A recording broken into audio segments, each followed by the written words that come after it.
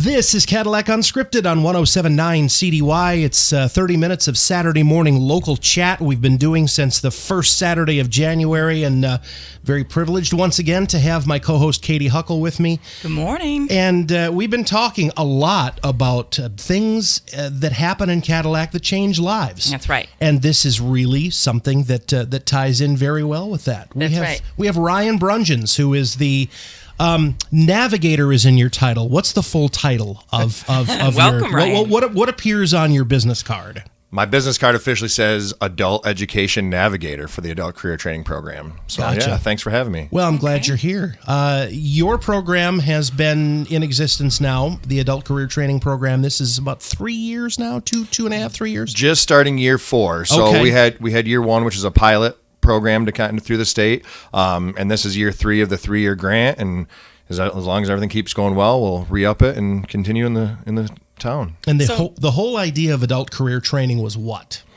It's a little bit of both. It's a collaboration with local employers here in town, adult education, and the Career Tech Center, Michigan Works. So it takes adults who are looking to continue their education, either maybe finish their high school diploma, obtain their GED, and while they're doing this, give them free career training through the CTC. So in manufacturing, like basic welding, basic electrical, overhead crane, forklift, hospitality, which is everything from resorts to restaurants, and then healthcare. That's pretty much geared towards being a certified nursing assistant.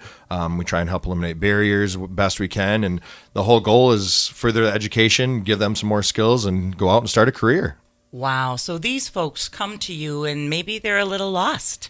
Yeah, absolutely. And so how do you identify what career path they're going to take, Ryan? What does that look like? Yeah, so that's a conversation that we have together. They come in and they've decided that they want to make a change. They want to start a career. And we just talk about what they like, what they want to do, what they think they would enjoy. So, we talk about the different manufacturing pathways. Like, do they think they want to go into welding or machining or basic electrical, things like that nature? Or maybe they want to be in the healthcare field and be a certified nursing assistant. And we've had individuals that have done that and even wanted to continue on for more education, or they want to be in the hospitality industry, but they get this training to be ServSafe management certified and first aid and CPR certified to be more of that management person in that career field instead of just an entry-level position. When we were chatting earlier, you brought up breaking cycles. So when these folks come to you, have they been employed before? Yeah, absolutely. So a lot of them are currently employed or have been employed. Some of them haven't had a lot of employment. But the biggest thing when they come to the program is they're looking to make a change. They've been kind of going through that same, like you said, a cycle, and they're looking to kind of break away from that cycle and do something different, something that is more fulfilling to them, something like I have mentioned, more of a career path for them. They want a better life. They want a better life. Absolutely, 100%. You've told us some touching stories. What's your favorite part about your job? The success, seeing the change, and just in the small amount of time that I get to know the people when they first come and almost not knowing what they want to at the end where they're finishing their education and going out and getting a job, and just seeing the changes in their complete attitude, the confidence that they have just walking around. That's probably the joy of what I get out of that, and knowing that they are just happier in life and with what they're doing. Katy, you could talk to 50 different people and have 50 different reasons why someone dropped out of high school, absolutely, don't have their GED. And sometimes people look down their noses at those kinds of people, and they have legitimate, serious reasons why they never Absolutely. finished. Right. And some of those are going to be your strongest people because they have went through a lot and have the resilience that they've shown and been able to come back and the work ethic and that's what I tell a lot of employers that are looking to hire. They came back with whatever they have going on currently in life or whatever they had before, where they've made the difference to finish their education, to get the career training, to do all of these things to make a change. So, it doesn't matter what they went through or what happened in their past. We'll sit down and talk with them all and figure out what path is best for them. And that history of what they've went through makes them who they are. And we kind of work with that going forward. Awesome. It's part of their journey. It's part of Absolutely. their journey. So, Ryan, you mentioned employers in the area. So, and I'm specifically thinking of manufacturing here. Yep. Do these manufacturing leaders come to you and say, hey, Ryan, we need welders, we need, whatever, painters? I mean, how are you matching folks up with jobs? So we reach out to a lot of different local employers and talk to a lot of the HR people and what they need, what they want, what they're looking for.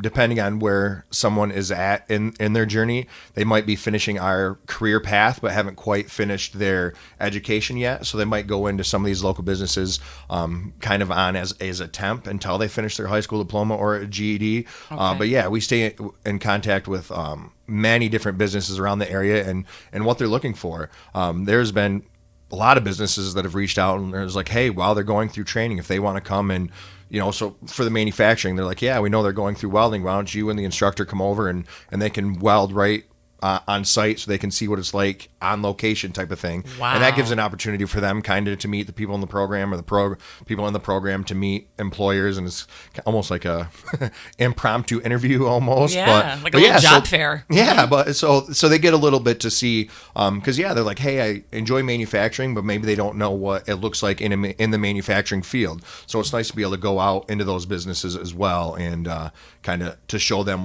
what that looks like, so they know that they're made the right choice. You mentioned that you were a pilot, so this is being done in other parts of the state, but obviously you've had much success with it if you're on year 4. Yes. So it started off brand new program. We're on year 3. It started off as a pilot. Muskegon was the very first region. It has to be somewhere that has a local career tech center because the local career tech center matches up with adult education.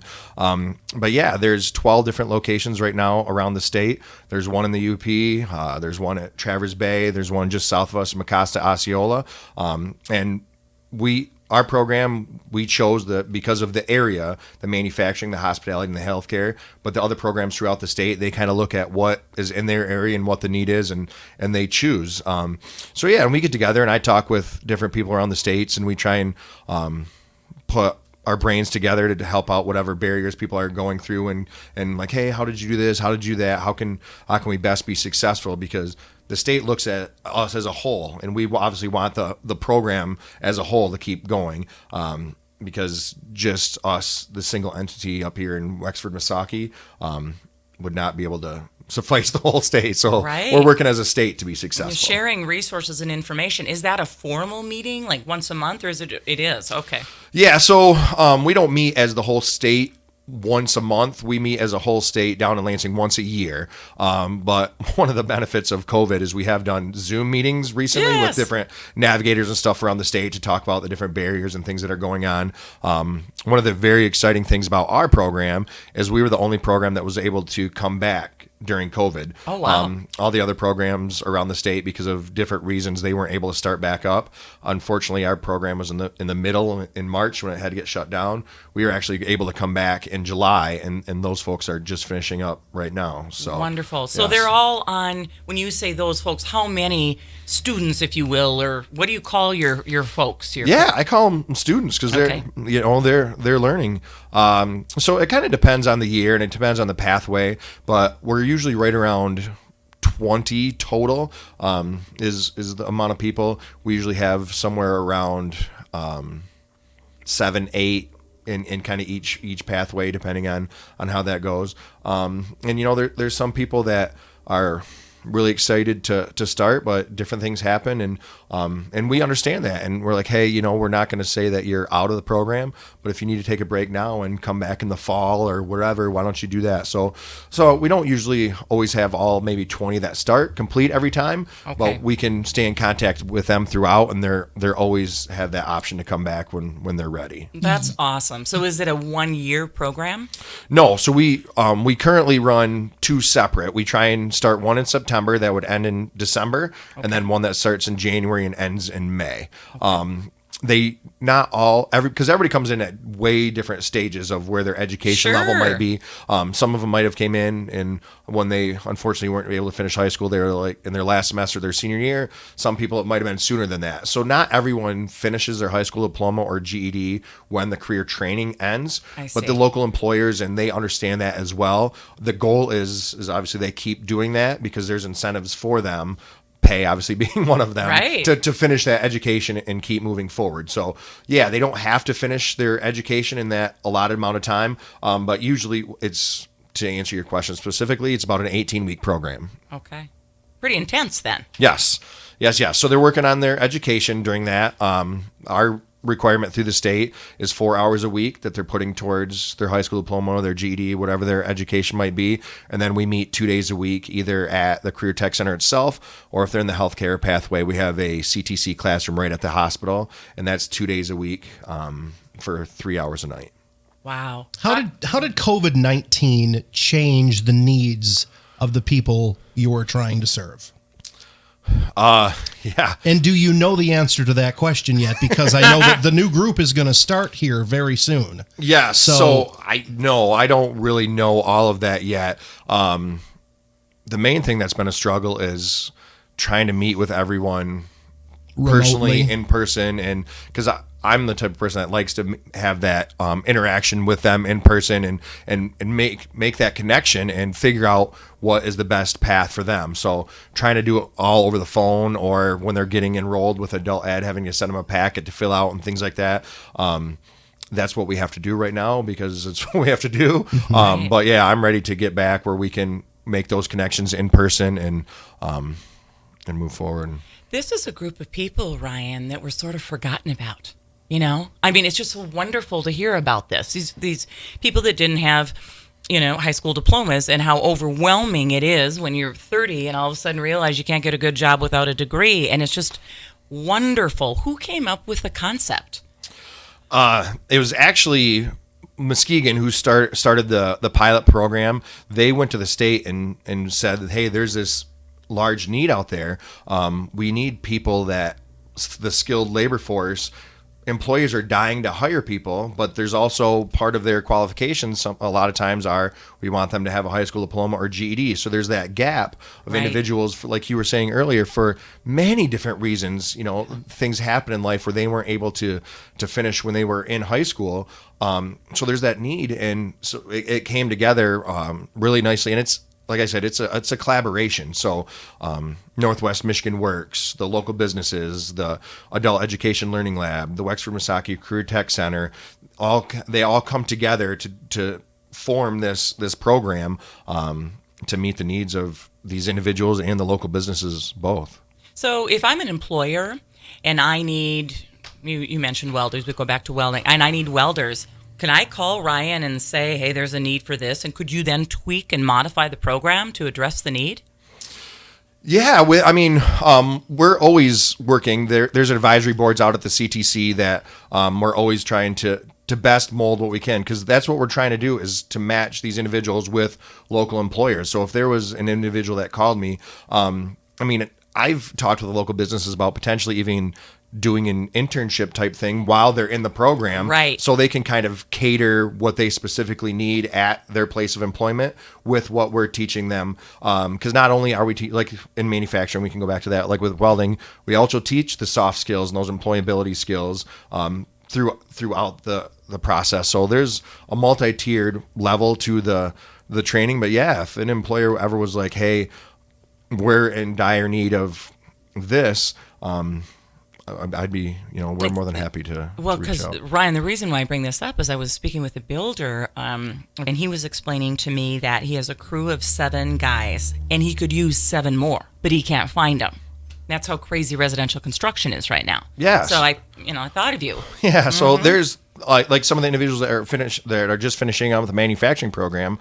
One of the individuals, we call it enough to make them dangerous. So yeah, they're doing they're doing the blueprint reading and the metal fabrication and basic electrical, and so soldering and residential wiring and things like that. And he really liked that the electrical side of it, yes, we say enough to make them dangerous because they're not going to be an electrician when they leave the program, but they're going to have the basic understanding of what's going on. But if we could match that individual with this builder that and he could continue his training that way, I mean, things like that are ideal. Wow.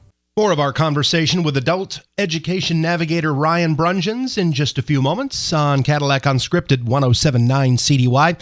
It's sponsored by Remax Central, Marianne Quist, and Independent Bank.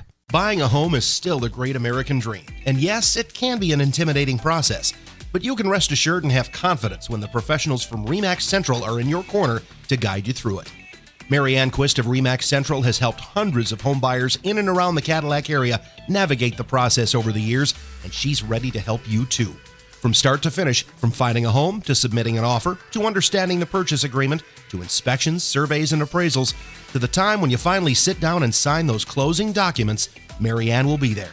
When you're ready to buy, talk to Marianne Quist at Remax Central. See her listings at teamquist.com.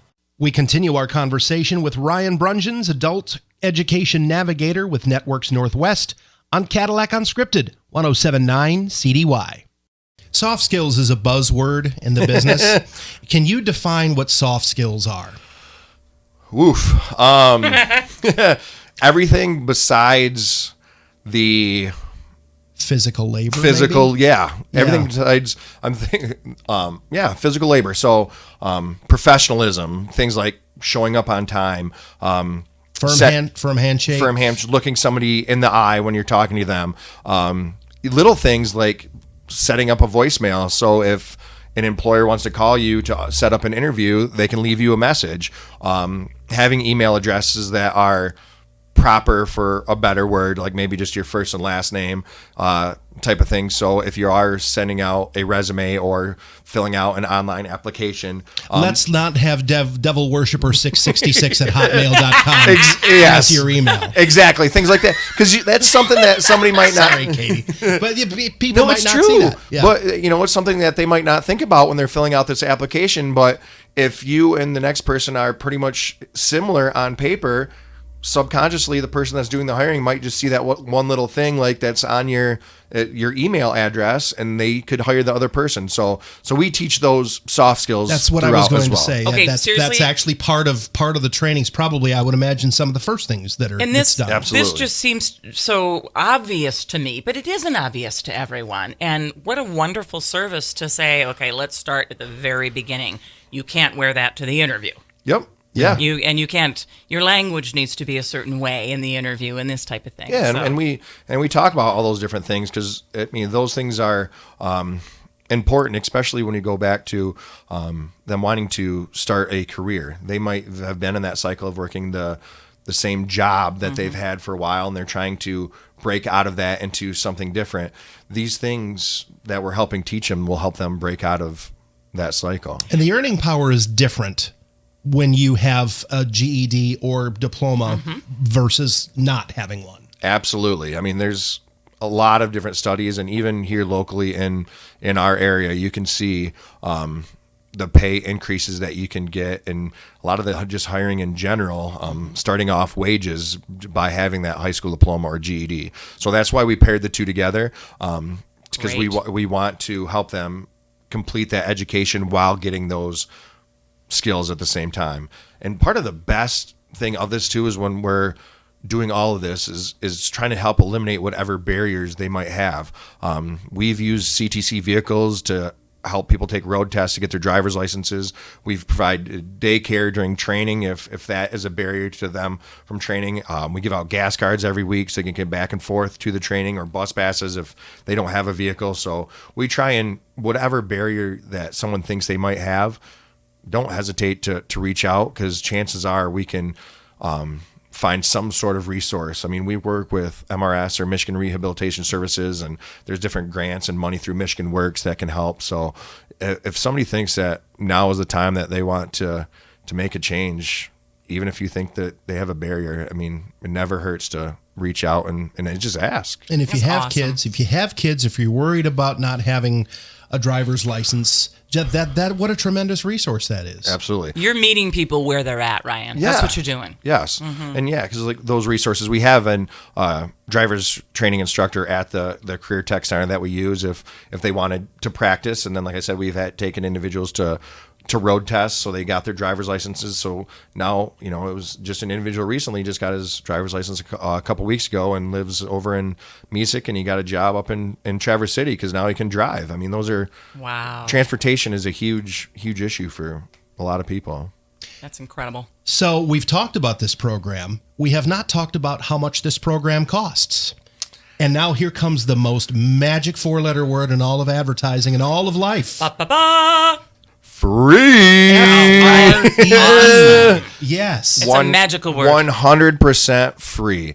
As long as they are attending adult ed and they're coming to the CTC, there's not one cost associated with it. We pay for the training and the testing for your GED or the high school diploma, all the training that they would receive out at the Career Tech Center, the daycare that we provide, the gas cards that we provide. Yes, that is probably right there at the top of the best parts of being able to do this program. It is zero cost to individuals in the program. Incredible. You're changing people's lives. You're improving their lives. Big time. So now we're at the point where you're getting ready to start very, very shortly here, the next group. Yes. So when does that start, and how do folks who might be listening or who know someone who might be interested in taking advantage of this service, how would they move forward with that? Well, there's a couple different ways. They can call me directly, which is 231-876-2266, or they can call the Adult Education Learning Lab if they'd rather call right there. Or if there's somebody who's listening that's like, hey, I really want to focus on that, and maybe I'll do the career training down the road, that's the first place to start as well. If they just want to worry about their education, that's 231-876-1648. The big thing is our next program, we're having a orientation, open house, registration, group registration for anybody that has not already on September 14th out at the Career Tech Center. So there's still time to sign up if you're not already registered. Either give me a call or call the Adult Education Learning Lab, and we coordinate daily. And we're getting ready to start here shortly. And so there's also a website too. Yes, Adult Career Training. Yes, you can go to the ISD website, so that's wmisd.org/ACT for adult career training. So Ryan, we all remember high school. I mean, there Yes. was a lot of horsing around. Yes. So are your... Speak for yourself. Oh, come on now, Rich. Come on now. My mother would have killed me if I'd have done any of that stuff. Right. No, So, I'm serious. Anyway, go ahead. Okay, straight as an arrow. Uh-huh. My question is, because these guys are on their second round with this, do you find them to be more focused than a traditional student?